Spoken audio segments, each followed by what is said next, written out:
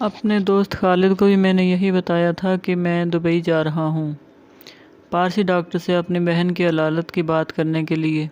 सर्दियों का मौसम शुरू हो चुका था। मैं एक दो बार कलकत्ते ज़रूर गया था, दिल्ली भी गया था, मगर बम्बई की तरफ अभी तक जाने का इत्फाक नहीं हुआ था। मैंने अपने साथ कोई सामान वगैरह नहीं लिया। घर वालों को मैंने यही बताया था कि मैं दुबई में अपने एक दोस्त के यहाँ ठहरूंगा। 2 फालतू पतलूनें और एक गर्म जैकेट वगैरह छोटे से अटैची केस में रख ली थी। मुझे अपनी झूठी कहानी के मुताबिक कराची से बहरी जहाज़ में सवार होना था। वालिद साहब मुझे गाड़ी पर चढ़ाने आने लगे तो मैंने उन्हें मना कर दिया कि आप क्यों तकलीफ़ कर रही हैं, मैं खुद ही चला जाऊंगा। इसकी वजह ज़ाहिर थी कि मुझे कराची वाली गाड़ी में नहीं बल्कि मुंबई वाली गाड़ी में सवार होना था। इस गाड़ी के मतलब मैंने मुकम्मल तफसील एक रोज़ पहले ही स्टेशन पर जाकर मालूम कर ली थी। ये गाड़ी फ्रंटियर मेल थी। ये ट्रेन पेशावर से मुंबई तक सफ़र करती थी, इसलिए इसका नाम फ्रंटियर मेल था।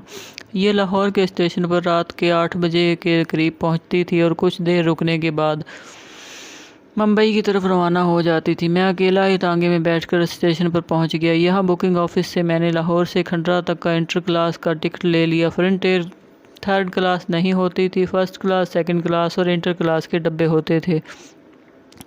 मैं फ्रंटियर मेल के इंटर क्लास के एक डब्बे में मुसाफिरों में छुप कर बैठ गया, इस ख्याल से कि कोई देख ना ले कि मैं कराची जाने वाली बस के गाड़ी के बजाय मुंबई जाने वाली गाड़ी में सवार हो रहा हूँ। बहरहाल ट्रेन चल पड़ी। बड़ा लंबा सफ़र था। 2 रातों के सफ़र के बाद ट्रेन सुबह के वक्त खंडवा शहर के रेलवे स्टेशन पर रुकी तो मैं अटैची केस उठाकर प्लेटफार्म पर उतर गया। आजकल तो भारत के दूसरे शहरों की तरह इस शहर की आबादी भी काफ़ी हो गई है। मैं जिस ज़माने की दास्तान सुना रहा हूँ, इन दिनों इस शहर की आबादी ज़्यादा नहीं थी। मुख्तसर सा साफ़ सुथरा शहर था, सस्ता ज़माना था। अभी 5 स्टार होटलों का रवाज नहीं पड़ा था।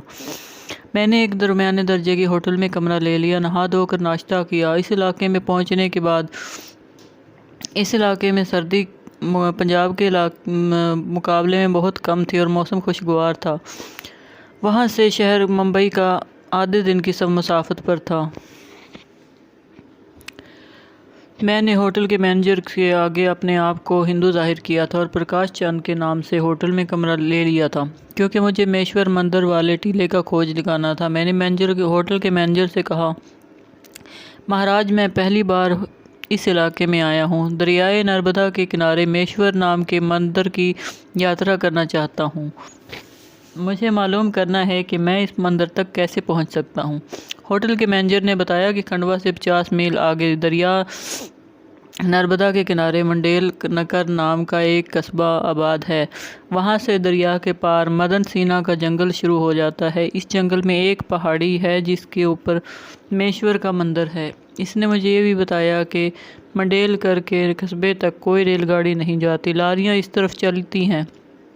एक रात मैंने खंडवा के होटल में बसर की और दूसरी सुबह लारी में बैठकर मंडेल की तरफ चल पड़ा। छोटा सा कस्बा था, वहाँ लारी से उतर गया, वहाँ से कश्ती में दरिया पार किया। दरिया की दूसरी तरफ घना जंगल शुरू हो जाता था।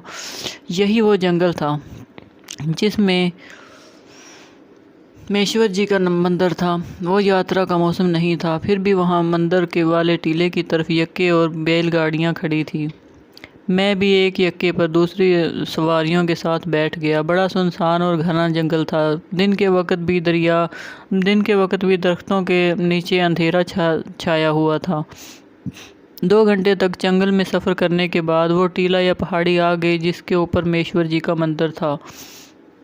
मंदिर तक जाने के लिए पहाड़ी पर सीढ़ियाँ बनी हुई थी, मगर मुझे मंदिर नहीं जाना था। मुझे तो बकरम साधु के गार को तलाश करना था। मैंने पहाड़ी के दामन में गार की तरफ तलाश शुरू कर दी। इस किस्म के साधु जो समाधि लगाकर ध्यान ज्ञान करते हैं, आमतौर पर लोगों से छुपकर जंगलों और पहाड़ों में किसी ऐसी जगह पर अपना ठिकाना बनाते हैं जहां वो आसानी से इंसानों की नज़रों में ना आ सकें। लेकिन मैंने गार को तलाश कर लिया। गार का दहाना जंगली झाड़ियों में छुपा हुआ था। मैं झाड़ियों को हटाकर गार में दाखिल हो गया। ये कुदरती गार थी। इसकी छत ऊंची थी और इतनी थी कि आदमी चल सकता था। गार में अंधेरा था। मैं गार की दीवार को पकड़कर आहिस्ता आहिस्ता आगे बढ़ने लगा। कुछ दूर चलने के बाद फिज़ा में सिंदूर और लोबान की हल्की हल्की बू आने लगी। इस किस्म की बू लाहौर के एक मंदिर में से आया करती थी। मैं समझ गया कि बकरम साधु गार में मौजूद है। मज़ीद आगे जाकर गार में सामने की जानिब से हल्की सी रोशनी दिखाई दी। मैं ज़रा सा आगे आ गया तो देखा कि यहाँ गार एक तरफ को मुड़ जाता है। मैंने सर ज़रा आगे करके देखा कि गार के दरमियान एक सफ़ेद बालों वाला बूढ़ा ज़ईफ़ सा आदमी आलती पालती मारे बैठा है। इसके आगे 3-4 दिए रोशन है। इसके सर के ऊपर सफ़ेद बालों का जूड़ा बंधा हुआ है। वो मैं आहिस्ता आहिस्ता साधु के करीब एक तरफ होकर बैठ गया। साधु वाकई बहुत बूढ़ा था। लंबी दाढ़ी सफ़ेद थी, सर के बाल भी बर्फ़ की तरह सफ़ेद थे। आँखों के ऊपर भवें भी सफ़ेद हो गई थी। जिस्म हड्डियों का ढांचा बन चुका था। कमर से लेकर कंधे तक गेरवे रंग का कपड़ा लपेटा हुआ था। साधु की आंखें बंद थी, लेकिन शायद इसने मुझे देख लिया था। कुछ देर तक गार खामोश रही। फिर साधु ने कमज़ोर सी आवाज़ में पूछा, कौन हो, किस लिए आए हो? मैंने कहा, महाराज, मुझे छतरी वाले कब्र के मुर्दे ने आपके पास भेजा है और कहा है कि साधु बकरम बाबा से जाकर मिलो। ये सुनकर साधु खामोश हो गया। 1-1.5 मिनट तक खामोश रहा। फिर इसने आंखें खोले बगैर कहा, मैं समझ गया हूँ तुम किस लिए आए हो, मगर तुम्हारी बहन का इलाज मेरे पास भी नहीं है। तुम्हारी बहन पर जिस आसेब का साया है, इसका तोड़ माता देवदासी के सिवा और किसी के पास नहीं। तुम माता देवदासी को जाकर मिलो और इससे कहो कि तुम्हें बकरम ऋषि महाराज ने भेजा है। मैंने पूछा, महाराज, ये माता देवदासी मुझे कहाँ मिलेगी? साधु बकरम कहने लगा, इसी जंगल में मदन सिन्हा के पीछे किनारे पर एक नदी बहती है। नदी के किनारे राम तीर्थ का मंदिर है। माता देवदासी इसी मंदिर में रहती है। मैं मज़ीद कुछ पूछने लगा तो बूढ़ा साधु बोला, कुछ और पूछने की ज़रूरत नहीं। माता देवदासी के पास ही तुम्हें तुम्हारे दुखों का इलाज मिलेगा। मैं उठकर वापस चल पड़ा। मुझे इस जंगल के पश्चिम की तरफ जाना था। मैं वहां आकर बैठ गया जहां से सीढ़ियां ऊपर मंदिर की तरफ जाती थी। वहां से एक पुजारी का गुजर हुआ। मैंने इससे पूछा कि पश्चिम की तरफ जो राम तीर्थ का मंदिर है, इसको कौन सा रास्ता जाता है? पुजारी ने मुझे रास्ता बता दिया। फिर कहने लगा, ये जंगल बड़ा ख़तरनाक है, अकेले मत जाना। अकेले जाओगे तो शेर चीते कनवाला बन जाओगे। फिर मैं वहाँ तक कैसे जाऊँ महाराज? मैं यात्री हूँ और राम तीर्थ मंदिर की यात्रा करने आया हूँ। पुजारी बोला, तुम ऐसा करो, यहाँ से पीछे 1 फरलांग के फासले पर जाकर बाएं तरफ मुड़ जाओ। ज़रा सा आगे जाओगे तो तुम्हें जंगली लोगों के झोंपड़े मिलेंगे। ये जंगली लोग पैसे लेकर तुम्हारे लिए किसी न किसी सवारी को बंदोबस्त कर देंगे। मज़ीद पैसे दोगे तो तुम्हारी हिफाजत के लिए एक बच्चे वाला आदमी भी तुम्हारे साथ कर देंगे। मैंने पुजारी का शुक्रिया अदा किया और पीछे की तरफ चलने लगा। जो रास्ता मुझे पुजारी ने बताया था, इस पर चलते हुए मैं जंगली लोगों के झोंपड़ों तक पहुंच गया। जंगली लोग मुझे देखकर मेरे गिर्द जमा हो गए। इनके हाथों में नेज़े थे और बदन पर सिवाय एक लंगोटी के और कुछ भी नहीं था। मैंने उन्हें बड़ी मुश्किल से समझाया कि मुझे राम तीर्थ मंदिर तक जाना है, कोई सवारी चाहिए। वो चुप खड़े मेरा मुंह तकते रहे। मैंने जैकेट की जेब से 10-10 रुपए के 7 नोट निकाल कर उन्हें दिए तो वो खुश हो गए। फ़ौरन एक आदमी झोपड़ियों के पीछे गया और एक बैल ले आया। उन्होंने मुझे बैल पर बिठा दिया। एक नेज़ा बरदार जंगली पैदल ही मेरे साथ हो गया और हम राम तीर्थ मंदिर की तरफ रवाना हो गए। साथ साथ खड़े दरख्तों के गुंजान जंगल में हम 1 घंटे तक सफ़र करते रहे। आखिर हम इस नदी पर पहुंच गए जिसके ऊंचे चबूतरे पर एक कदीम मंदिर की छोटी सी इमारत नज़र आई। मंदिर के चबूतरे पर कुछ पुजारी आलती पालती मारे बैठे थे। 2 औरतें और एक मर्द नदी में नहा रहे थे। औरतों ने बारीक साड़ियाँ लपेटी हुई थी जिसमें से इनके जिस्म नुमाया नजर आ रहे थे। हिंदुओं में जिस्म के हयादारी का इतना ख्याल नहीं किया जाता। इसकी वजह हिंदू औरतों का एक अहम काना अकीदा है कि किसी मंदिर के तालाब या घाट पर नहाते हुए इनके जिस्म पर जितने मर्दों की नज़र पड़ेगी उनके इतने ही पाप धुल जाएंगे। एक पुजारी से मैंने माता देवी के बारे में पूछा तो इसने मुझे ऊपर मंदिर की तरफ इशारा करके कहा, माता देवी मंदिर के पीछे अपने स्थान पर मिलेंगी। मैं मंदिर के चबूतरे की तरफ सीढ़ियाँ चढ़कर ऊपर आ गया। मंदिर छोटा सा था। इसके पीछे एक घास फूस की झोपड़ी थी जिसके बाहर चटाई पर एक औरत बैठी थी। माला जाप कर रही थी। मैंने करीब जाकर इसे हिंदुओं की तरह हाथ जोड़कर प्रणाम किया और खामोशी से एक तरफ होकर बैठ गया। औरत ने थोड़ी देर बाद आंख उठाकर मेरी तरफ देखा और पूछा, कहो बालक, क्या बात है? मैंने बड़े अदब से कहा, माता देवी, मुझे विक्रम ऋषि महाराज ने आपके पास भेजा है। माता देवी ने आंखें बंद कर ली। इसके चेहरे के तासुरात ऐसे थे जैसे कुछ देख रही हो। इसने आंखें खोल दी, कहने लगी, तुम्हारी बहन के रोग का इलाज नर्तकी कामनी के पास है। मुझे मालूम है कि तुम बहुत कष्ट उठाकर यहाँ तक पहुँचे हो, इसलिए मैं तुम्हारी मदद ज़रूर करूँगी। मैंने कहा, आपकी बड़ी कृपा होगी। नर्तकी कामनी मुझे कहाँ मिलेगी? माता देवी ने माला वाला हाथ ऊपर उठाकर कहा, वो आकाश के गुंथरों की नर्तकी है।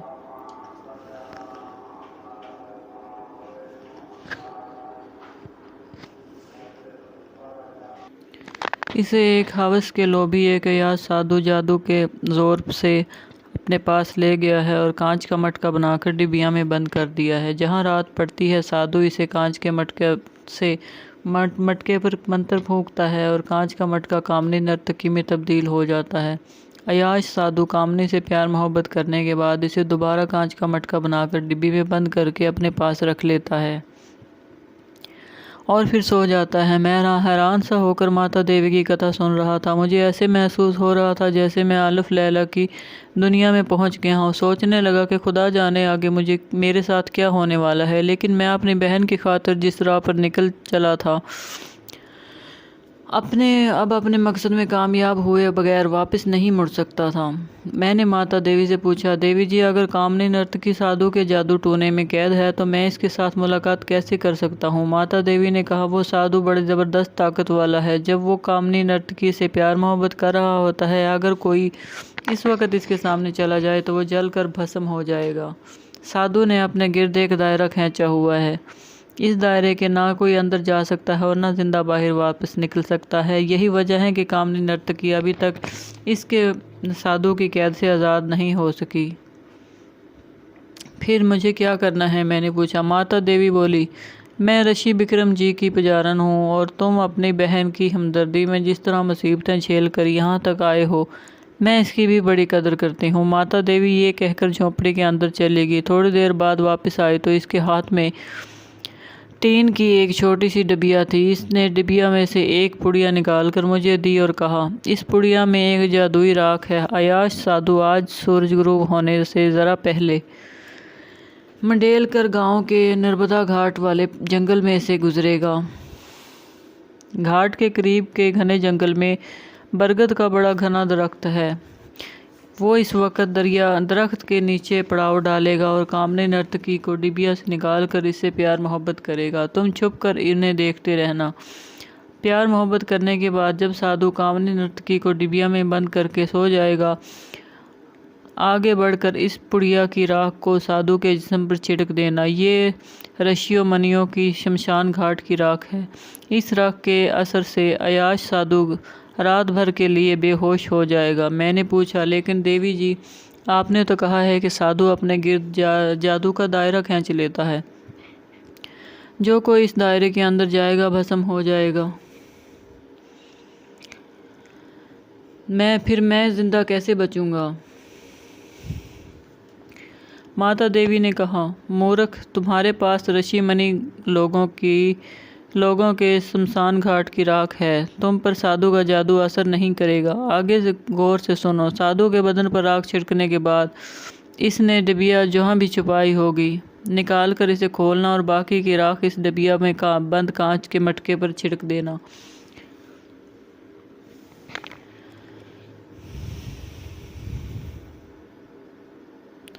कामनी नर्तकी फौरन अपने औरत के रूप में वापस आ जाएगी। इसे बताना कि तुम्हें माता देवी ने भेजा है और इसे अपनी बहन का रोग बताना। सिर्फ वही तुम्हें बता सकेगी कि तुम्हारी बहन का रोग हमेशा के लिए कैसे ख़त्म हो सकता है। मैंने जादुई राख की पुड़िया लेकर अपने पास संभाल ली। माता देवी का शुक्रिया अदा किया और नर्मदा घाट की तरफ चल पड़ा। मुझे इस वक्त अपने ऊपर जिन भूतों वाली कहानियों के किसी किरदार का शुबा हो रहा था। मुझे मालूम ही नहीं था कि नादानिस्ता तौर पर किस दलदल में धंसता जा रहा हूँ।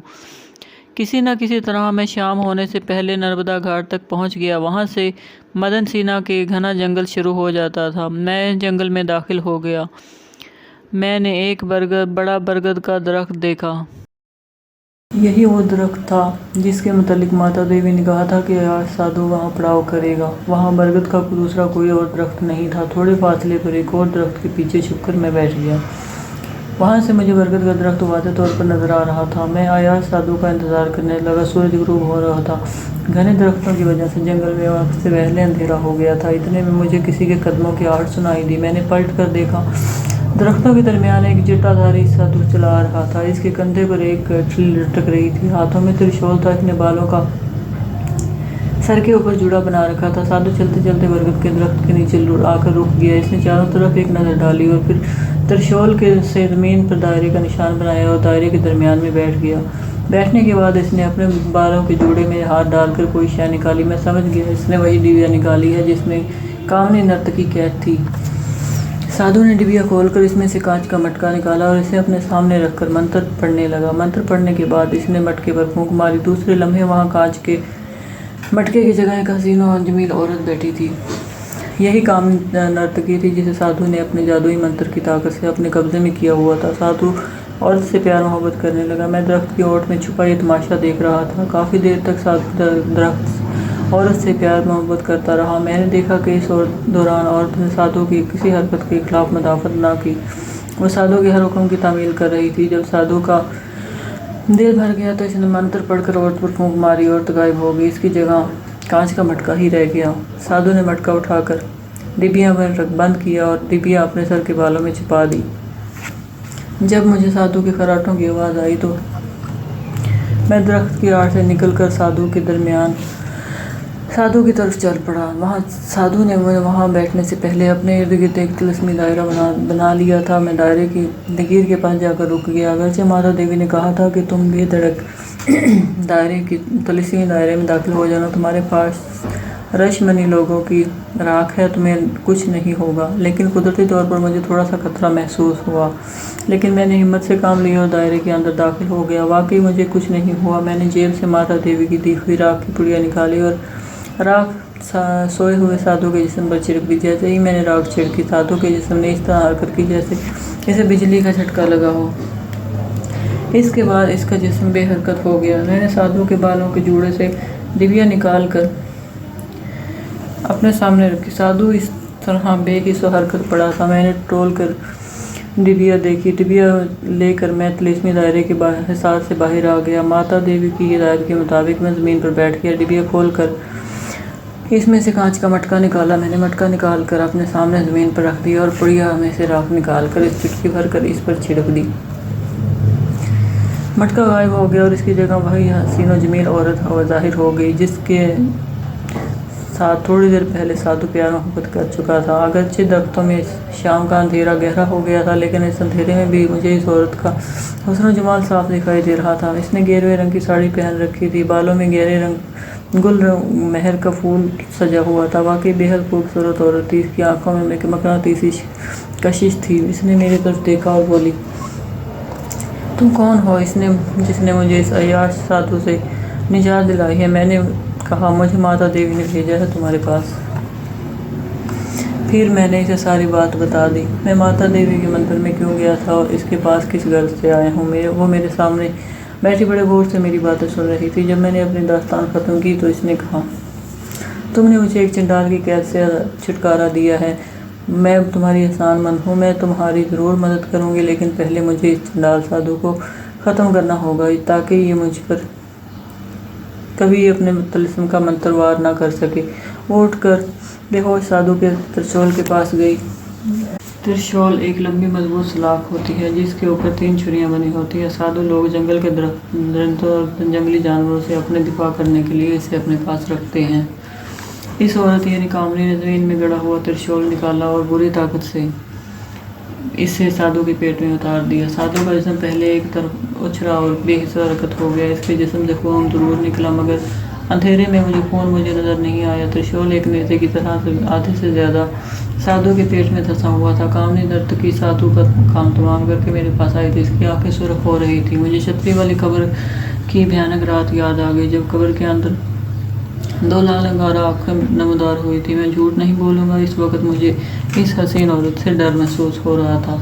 इसने बेहद सफाक कातिल होने का सबूत दिया था। अगरचे बदमाश साधु के गलीज किरदार का यही तकाजा था कि इसे ख़त्म कर दिया जाए, लेकिन बेदर्दी से जिस बेदर्दी और पेशा बनाना महारत से कामनी ने इसके पेट में त्रिशूल ठोंसा था, कोई आदि कातिल ही कर सकता था। कामनी नर्तकी ने मुझे अपनी लाल अंगारा आंखों से घूरते हुए कहा, तुम्हें मुझसे डर तो नहीं लग रहा?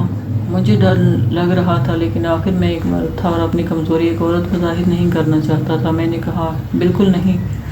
वो बोली, तुम्हें मुझसे डरना नहीं चाहिए। तुमने मुझ पर इस चंडाल के दिल फसाद करके बहुत बड़ा एहसान किया है। मैं अब सारी ज़िंदगी तुम्हारी गुलाम रहूँगी। मैं एक बार फिर डर गया,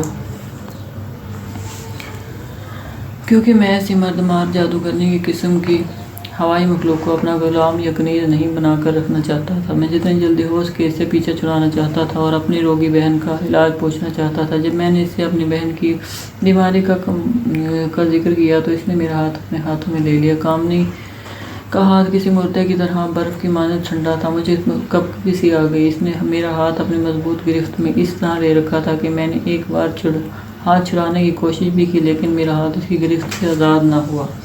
कहने लगी, तुम्हारी बहन पर पाताली चुड़ैल का साया है। पाताली चुड़ैल धुएं से बनी हुई है। इसके स्याह मकरू जिस्म से हर वक्त धुआं उठता रहता है। पाताली जब तुम्हारी बहन से चिमटती है तो इसका खून भी चूसती रहती है। तुम्हारी बहन खूबसूरत है और इसका खून मीठा है। पाताली खूबसूरत मुसलमान लड़कियों के मीठे खून की दीवानी है। मैंने कामनी से कहा, मेरी बहन का इस मनहूस चुड़ैल से पीछा छुड़ा दो। हम भी हैरान थे कि जब आसमां पर दौड़ा पड़ता था इसका रंग मिट्टी की तरह क्यों हो जाता था। कामनी ने कहा, पाताली चुड़ैल के पास पाताल के तमाम सांपों, बिच्छुओं, भूतों और अप्रियतों की ताकत है। वो पाताल लोक के सबसे खतरनाक जादूगर मंगल की शागिर्द रही है। इसके पास चुड़ैल होने के अलावा ऐसे जादुई मंत्र हैं कि बड़े से बड़े जादूगर इसका नाम सुनकर कांपते हैं। मैंने इससे पूछा, इसका मतलब है कि तुम भी इसके नाम से डरती हो? कामनी बोली, मैं नहीं डरती। मेरे पास इस चुड़ैल के सेब का कोई तोड़ नहीं है। वो मुझसे बहुत ज़्यादा ताकतवर है, लेकिन मैं तुम्हारी बहन को इस मनहूस चुड़ैल के साए से ज़रूर निजात दिलाऊंगी, लेकिन इस काम में तुम्हें मेरी मदद करनी होगी। मैं आसमा बहन की खातिर अपनी जान भी कुर्बान कर सकता था। कामनी नर्तकी कहने लगी, तुम्हें जान देने के लिए तैयार रहना होगा, क्योंकि इस काम में तुम्हारी जान भी जा सकती है। सच्ची बात है, मैं अंदर से कुछ डर सा गया। मैंने पूछा, ऐसा कौन सा काम है? कामनी ने कहा, मैं तुम्हें सब कुछ बता दूंगी, अभी यहाँ से चलो। साधु की लाश का क्या बनेगा? मैंने पूछा। कामनी बोली, इसे जंगली जानवर रात को चट कर जाएंगे, मेरे साथ आओ।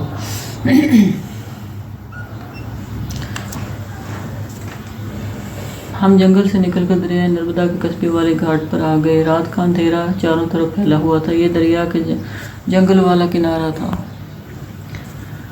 रात का अंधेरा हर तरफ फैला हुआ था। ये दरिया के जंगल वाला किनारा था, और जंगल भी वो कि जहाँ दिन के वक्त भी लोग आते हुए डरते हैं, रात के वक्त तो किस तरह किसी इंसान के आने का सवाल ही पैदा नहीं होता।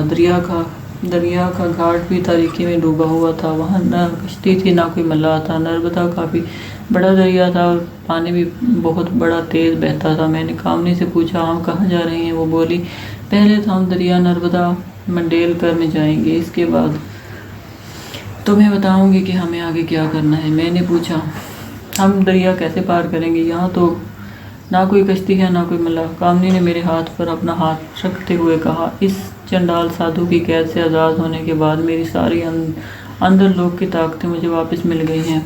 मूर्ख इंसान, तुमको मालूम नहीं कि तुमने मुझ पर कितना बड़ा एहसान किया है। हमें किसी कश्ती या मल्लाह की ज़रूरत नहीं, मैं तुम्हें अपने साथ दरिया पार कराऊंगी।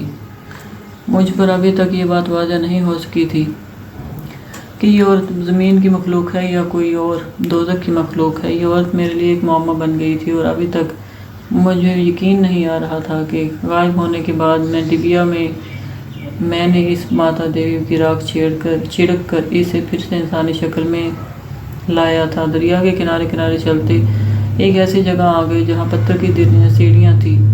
कामनी आखिरी सीढ़ी के पत्थर पर आ गई। सीढ़ी के पत्थरों के साथ लहरें टकरा रही थी। इसने मुझे अपने साथ खड़ा किया। मेरा ख्याल था कि वो मेरे साथ तैर कर दरिया पार कर लेगी, लेकिन ऐसी बात नहीं थी। दरिया नर्मदा पर रात की तारीकी छाई हुई थी।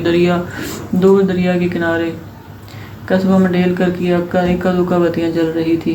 कामनी ने मेरा हाथ अपने हाथ में मजबूती से पकड़ लिया और कहा, घबराओगे तो नहीं? मैंने कहा, मुझे तैरना बहुत कम आता है। मैं यही समझ रहा था कि इसका इरादा तैर कर दरिया पार करने का है। और मेरा हाथ, फिक्र ना करो, हम दरिया में उतरेंगे नहीं, बस तुम अपने दिल को मजबूत रखना और मेरा हाथ मजबूती से पकड़े रखना। इसके बाद वो खामोश हो गई। फिर मुझे ऐसी आवाज़ आने लगी जैसे वो कुछ पढ़ रही हो, शायद वो कोई तिलिस्म पढ़ रही थी। मंत्र पढ़कर वो ऊपर को उछली। मैं भी इसके साथ अपने आप ऊपर को थोड़ा सा उछला। इसके बाद जो कुछ हुआ इसका मुझे यकीन नहीं आ रहा था। हम दोनों दरिया की सतह से कोई 5-6 फीट की बुलंदी पर हवा में उड़ रहे थे और दरिया के दूसरे किनारे की तरफ जा रहे थे। मैं डर गया। मुझे ऐसा लगा जैसे किसी भी वक्त मैं दरिया में गिर पड़ूंगा। मैंने खौफ के मारे आंखें बंद कर ली। कामनी ने कहा, आंखें बंद मत करो, जब तक तुम्हारा हाथ मेरे हाथ में है तुम दरिया में नहीं गिरोगे।